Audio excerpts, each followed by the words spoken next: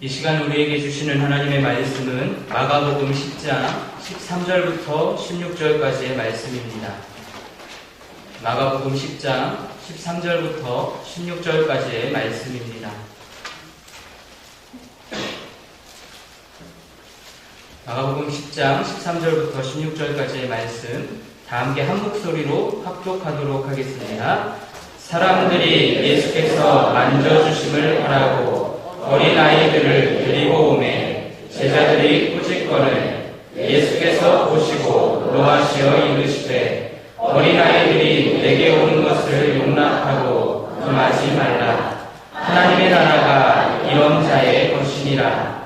내가 진실로 너희에게 이르노니 누구든지 하나님의 나라를 어린아이와 같이 받들지 않는 자는 결단코 그곳에 들어가지 못하리라 하시고 그 어린아이들을 안고 그를 위해 안수하시고 축복하시니라. 아멘.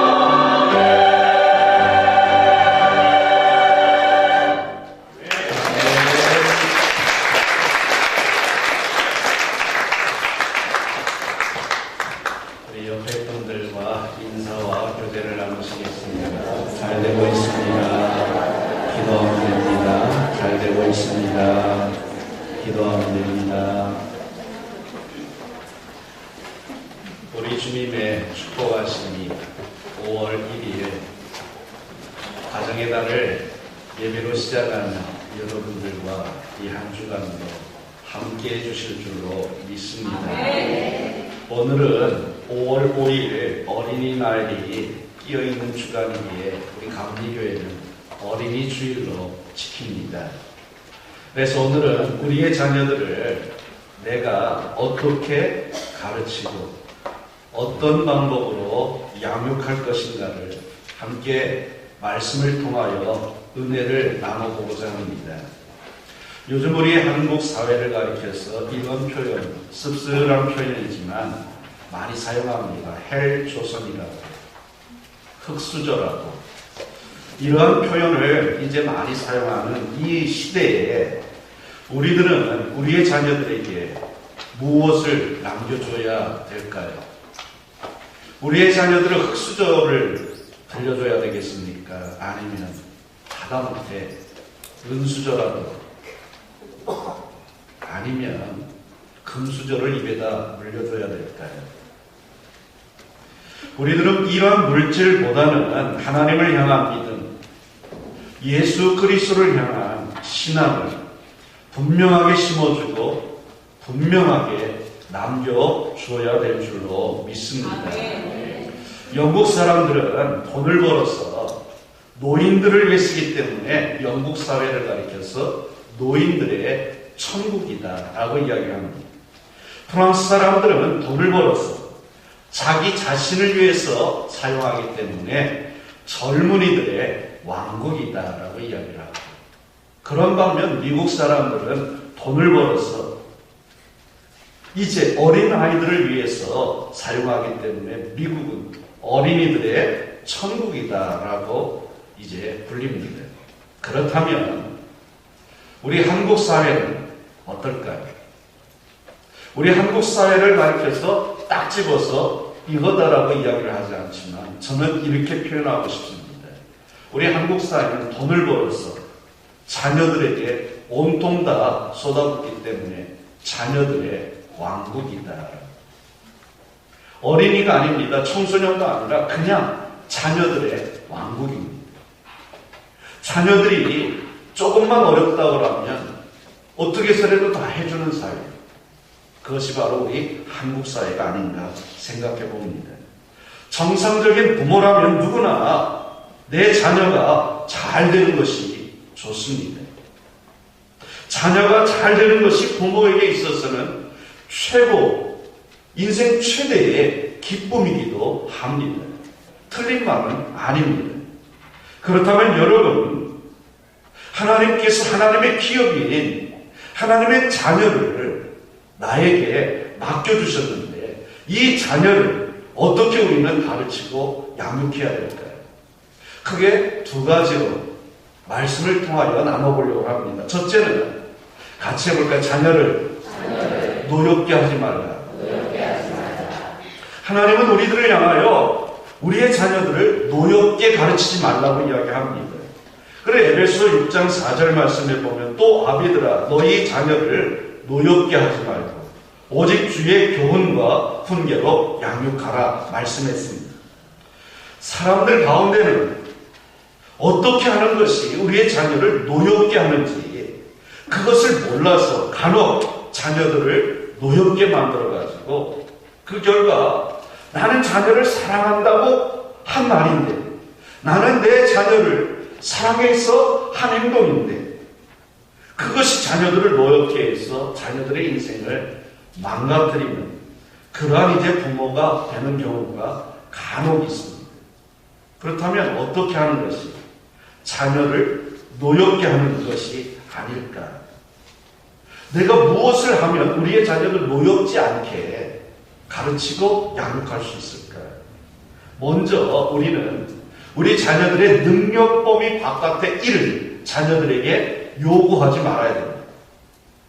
아이들을 이제 만나서 이야기해보면 가장 아이들이 제일 힘들어하는 것 중에 한 부분이 바로 이 부분입니다. 내가 아무리 힘쓰고 노력하고 해봐도 안 되는데 우리 엄마는 우리 아빠는 나에게 그 이상의 것들을 요구할 때 그때 많이 힘듭니다라고 이야기를 합니다. 이렇게 이야기하면 여러분 잘 이해가 안 될 겁니다. 그런데 여러분, 지금 내가 직장 생활을 하고 있는데 직장 안에서도 그런 경우들이 있지 않습니까?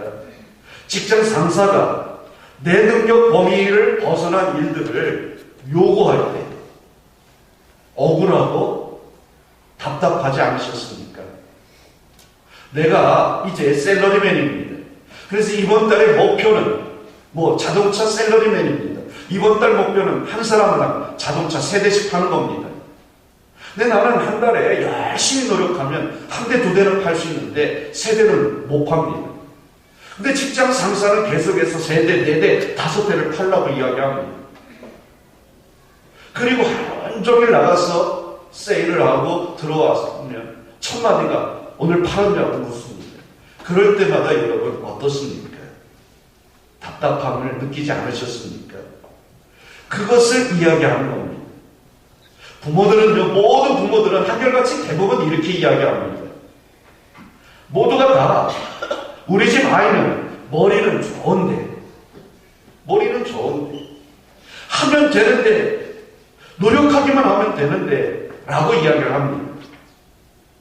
이 이야기는 뭐냐? 능력이 있는데 우리 집 아이는 능력은 있는데 노력을 안 한다는 이야기입니다.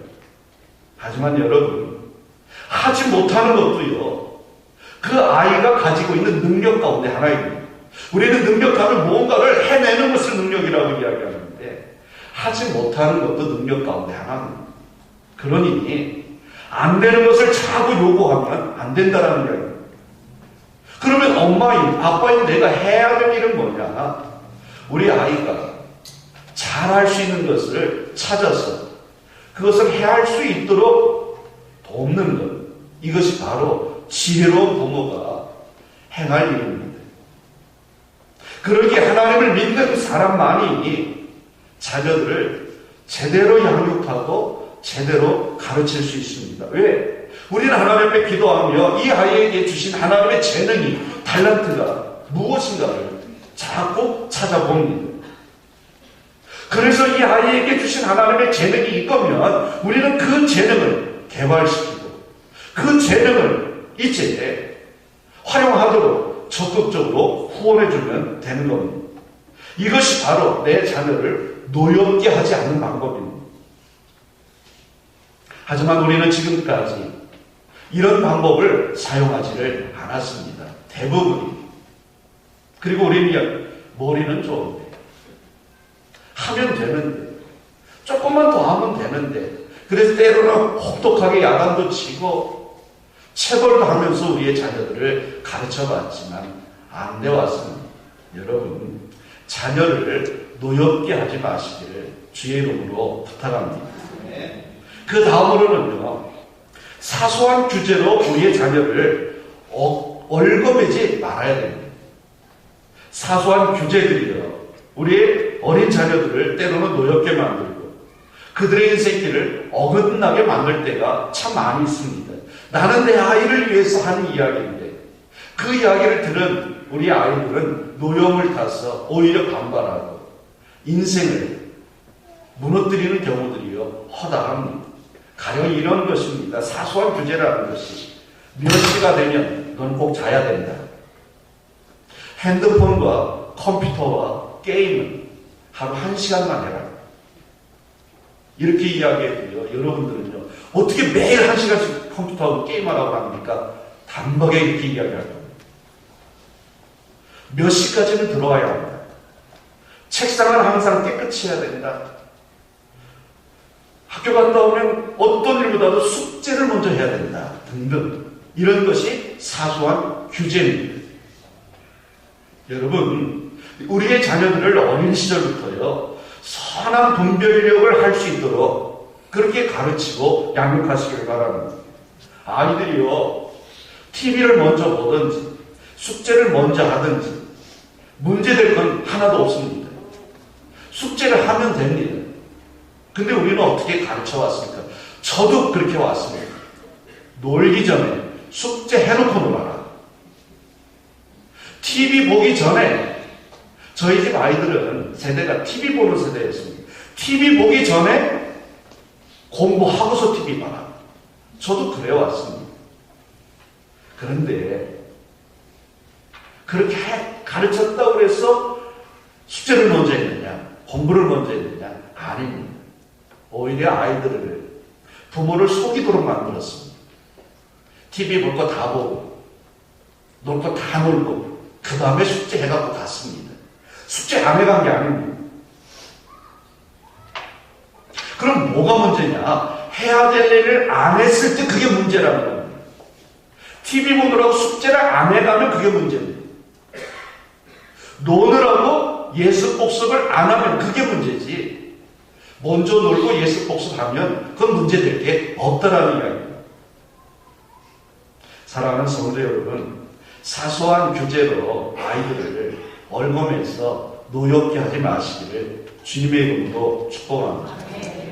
아이들이 즐겁게 일할 수 있도록, 아이들이 즐겁게 공부하고 즐겁게 이제 어린 시절을 보낼 수 있도록 그렇게 만들어주는 여러분들 되시기를 축원합니다. 또한 편애하지 않도록 자라나야 됩니다.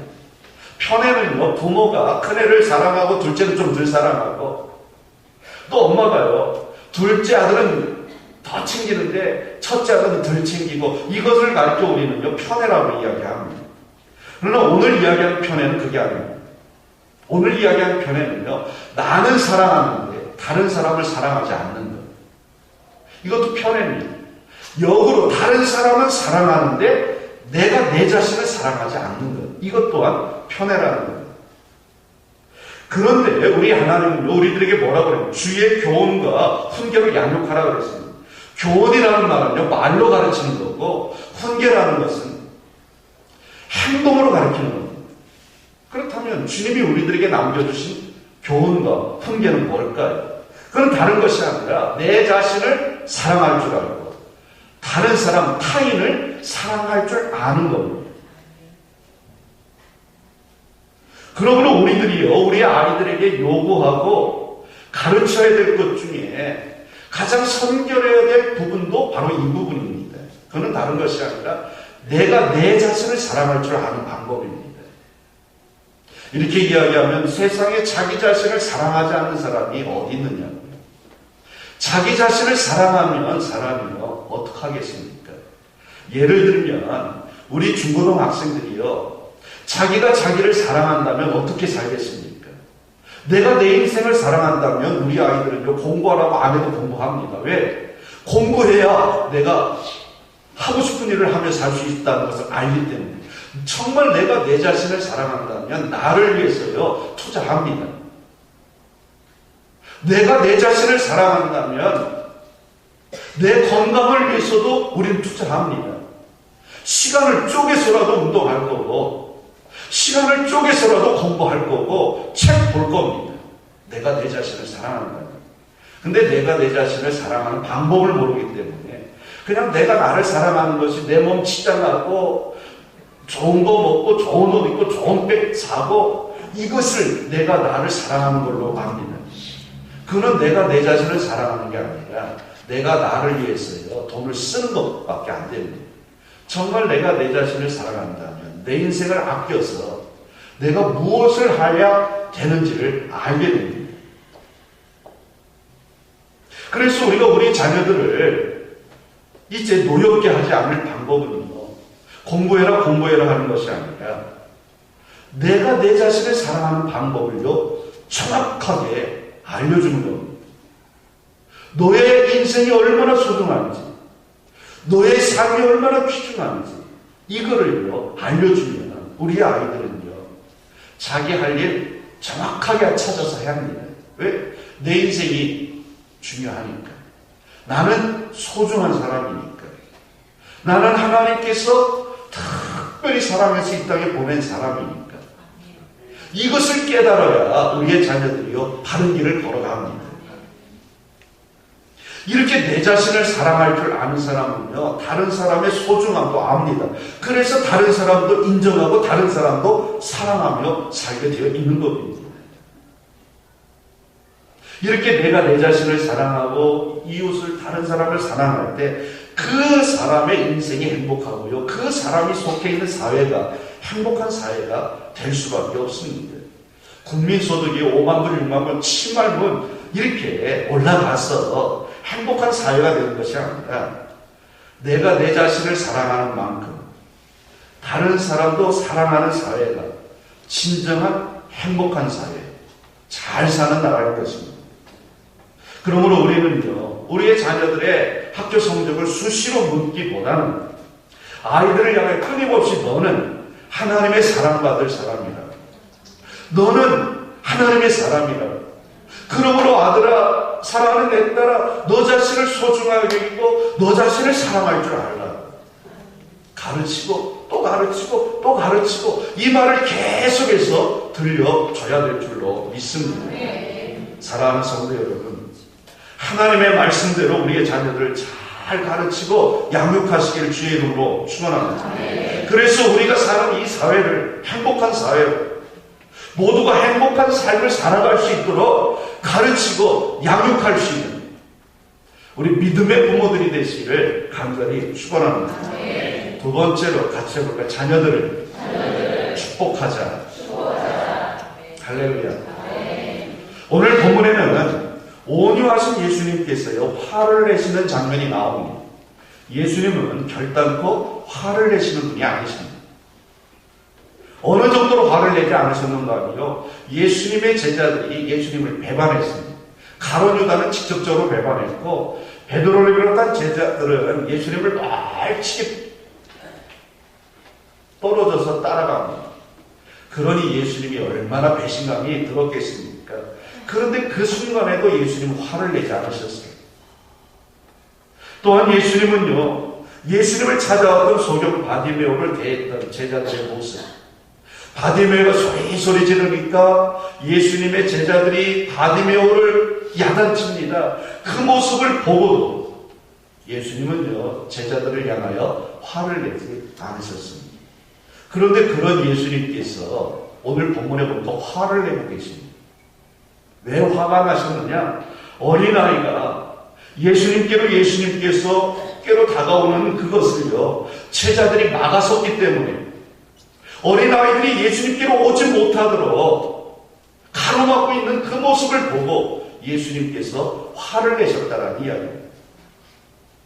혹 여러분, 지금 우리들 또한 오늘 본문에 나오는 제자들처럼 어린아이들이 예수님께로 나오는 그 길을 가로막고 있지는 않으십니까? 그러면 나는 우리 아이 어떻게 해서라도 예수님께로 오라고 그렇게 얘기했지, 예배심을 해야 된다고 가르쳤지, 언제 내가 예수님 앞으로 나오는 것을 가로막았느냐? 우리는 직접적으로는 가로막지 않습니다. 아니, 직접적으로는 교회 가자고 이야기합니다. 그러나 간접적으로 가로막습니다. 어떻게? 교회에 대해서 불평하고 불만하고 교회 지도자들을 향하여 이제 나쁜 이야기들을 집에서 늘 합니다. 자녀들이 듣는데 그 이야기를 합니다. 그러면 자녀들의 귀로 그 이야기가 쏙쏙 들어오면서 우리 아들, 딸들의 마음속에는 어떤 마음이 들까요? 아, 교회는 천하에 몹쓸 사람들이 다니는, 교회는 다닐 곳이 아니구나, 교회는 갈 곳이 아니구나. 왜? 엄마나 아빠가 입을 열면 교회에 대한 안 좋은 얘기만 하니까 교회 가면 안 좋은 거야, 교회는 안 좋은 사람들이 다니는 거야, 이런 것이 자꾸만 선입관으로 들어옵니다. 그러니 아이들이 교회에 오겠습니까? 그런데 부모는요, 주일이 되면 교회 가야 된다고 윽박지릅니다. 아이들은요, 아이들이라고 생각이 없는 게 아닙니다. 어려서는요, 부모의 권력에, 힘에 밀려서요, 나옵니다. 그러나 이 아이가 어느 정도만 커보십시오. 그러면 이야기합니다. 왜 내가 교회 가야 되는데? 예수 믿어야 너 천국 갈 거 아니야? 그러면 엄마나 아빠는 내가 어렸을 때, 내가 초등학교 다닐 때, 중학교 다닐 때 교회에 대해서 뭐라고 이야기했는데 그 다음부터는 할 말이 없어집니다. 여러분, 우리는 직접적으로 우리 아이들이요, 교회에 나오는 거에 대해서 나오지 말라고 막은 적은 없습니다. 그러나 우리 아이들이요, 스스로 판단하고 스스로 결정해야 될 그 순간에 나오지 못하도록 만든 허다한 이 일들이요, 우리들 주변에 참 많이 있습니다. 그래서 아이들이 어느 정도 딱 사춘기에 들어서고 사춘기를 막 벗어나기 시작하면 교회를 등지고 떠납니다. 왜? 그거는 바로 우리들이 우리 아이들을 그렇게 만든 겁니다. 그런 우리들을 향하여 예수님이 하실 말씀은, 오늘 본문에 나와 있는 화를 내시는 예수님의 모습입니다. 14절 하반절에 무엇이라고 했습니까? 어린아이들이 내게 오는 것을 용납하고 금하지 말라. 하나님의 나라가 이런 자의 것이니라 그랬습니다. 예수님은요, 어린아이들을 사랑하셨습니다. 그 아이들을요, 안아주시고요, 축복기도 해주셨던 분이 바로 우리 예수님이십니다. 그러기에 어린아이들이 예수님께 오는 걸, 교회로 오는 것을 막지 말라고, 이 말은요, 적극 권장하라는 이야기입니다. 우리 아이들에게요, 교회 왜 나와야 되는지, 교회에 대한 장점과 좋은 점을요, 얘기해 줘도 이 아이들이 사춘기가 되면 올까 말까 합니다. 우리들은요, 오늘 이러한 예수님의 모습에서요, 자녀 양육의 진리를 깨달아야 됩니다. 자녀들을 축복하며 자녀들을 믿음으로 양육해야 될 줄로 믿습니다. 민수기 14장 말씀에도 보면 이런 말씀이 있습니다. 너희 말이 내 귀에 들린 대로 내가 너희에게 행하리니 그랬습니다. 우리가 우리 자녀들을 위하여 축복 기도를 해줍니다. 그러면 우리의 입에서 나온 말이 하나님 귀에 들려서 하나님께서 그대로 행하신다라는 거예요. 우리가 우리의 자녀들을 위하여 아침마다 새벽마다 깨어서 축복 기도를 해주고, 우리 자녀들을 품에 안고 그 머리에 손을 얹고 축복 기도를 해줘야 되는 이유가 바로 여기에 있습니다. 우리 자녀들은요, 우리가 축복 기도를 해줄 때 축복의 말을 그대로 받아들입니다. 그래서 칭찬과 격려를 들으며 자라는 아이들은요, 건강한 자아가 형성돼서 사회 어느 곳에 내놔도 당당하게 살아갑니다. 하지만 부모님들의 원망과 불평 속에서 자라난 아이들은요, 부모의 모습 그대로 따라갑니다.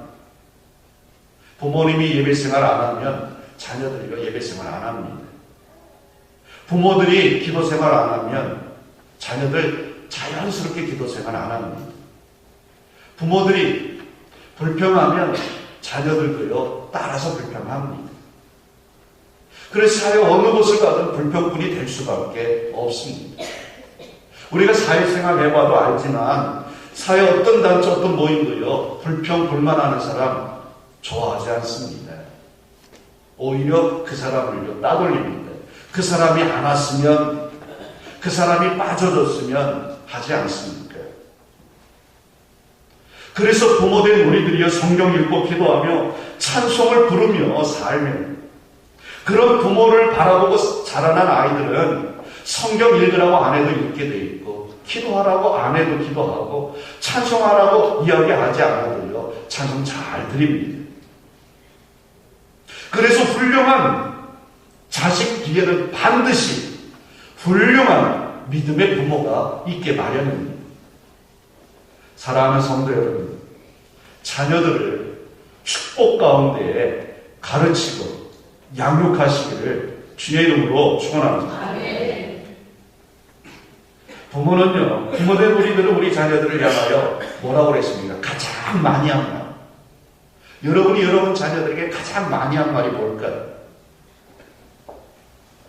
뭐 돈 많이 벌어라, 건강하게 살아야 된다, 이 말이었을까요? 아닙니다. 같이 공부해라. 공부해라. 아마 이 말을 가장 많이 했을 겁니다. 저도 이 말 가장 많이 했습니다. 기도해라, 성경 읽어라, 이 말보다요, 솔직히 목사들은 부끄러운 고백을 하면 공부해라 참 많이 했습니다. 그런데 우리가요, 우리 자녀들에게 공부하라고 그랬어요. 우리 자녀들이요, 다 공부한다면 세상에 공부 못할 녀석 하나도 없습니다. 전부 1등이에요.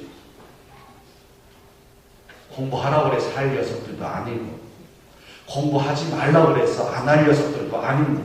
할 때 되면 다 합니다. 그러게 중요한 건 뭐냐? 하루 한 번만이라도요, 내 자식의 머리 위에 손을 얹고 축복 기도를 해주는 겁니다. 그러면 우리 아이들은요, 하나님의 축복하신 가운데 자라나게 되어 있습니다. 내가 내 힘으로 우리의 자녀를 키우는 것보다는요, 하나님께서 키워주실 때 우리의 자녀들은 더 알차게 아름답게 자라고 성장할 줄로 믿습니다. 하루는 어떤 엄마가 아침 식사를 준비하기 위해서 일찍 일어났어요. 주방에 갔습니다. 그런데 주방 식탁 위에 웬 쪽지 하나가 딱 올라와 있어요. 보니까 위에 청, 구, 서 쓰여 있습니다. 아들 녀석이 청구서를 올려놓은 1. 이번 주 아빠 구두 닦아드린 5,000원. 엄마 심부름 3번 한 거 3,000원.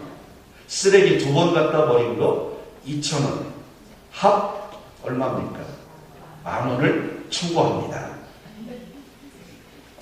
여러분이 이런 청구서 받으면 어떡하시겠습니까? 이 엄마가 얼마나 지혜로웠는지, 엄마는 우순이었어. 답장을 써서 이 아이의 청구서 밑에 10,000원과 함께 답장을 써놓습니다. 1. 너를 10달 동안 내 뱃속에 넣고 다닌다. 2. 너를 그동안 먹이고 입히고 키우는데 들어간 돈. 3. 내가 아플 때 밤새 울며 하나님 앞에 기도하며 너를 병 간호해 준 것. 4. 이 외에도 너에 대한 나의 진정한 사랑까지 전부 합 얼마가 나왔을까요? 네? 내 엄마가 얼마나 지혜로운지 이렇게 썼어요. 같이 공짜다. 전부 공짜다. 아들이요, 아침 식사가 다 준비되고 식탁에 앉았어요. 청구서를 놨잖아요. 그런데 엄마가 분명히 10,000원을 넣어놓을 걸 믿고 보니까 진짜 10,000원짜리가 파릇한 게 들어있어요. 아, 오늘은 땡잡은 날이다. 10,000원짜리를 싹 빼는 순간요, 그 밑에 엄마의 답장이 들어있는 겁니다. 이 답장을 읽으면서 이 아이가요, 주르르 눈물을 흘렸다고 합니다. 눈가가 붉어지고 얼굴이 불그스름해지면서 이 편지를 읽으면서요, 깨달은 겁니다. 그래서 이 아이가요, 밥을 먹다 말고 지방에 들어가서 청구서를 들고 들어갔습니다. 그리고 청구서에다가 밑에다 출신 이렇게 달았습니다. 위의 것은 이미 다 지불되었습니다. 그래서 10,000원은 돌려드립니다. 엄마의 아들이. 왜 이미 다 받았잖아요.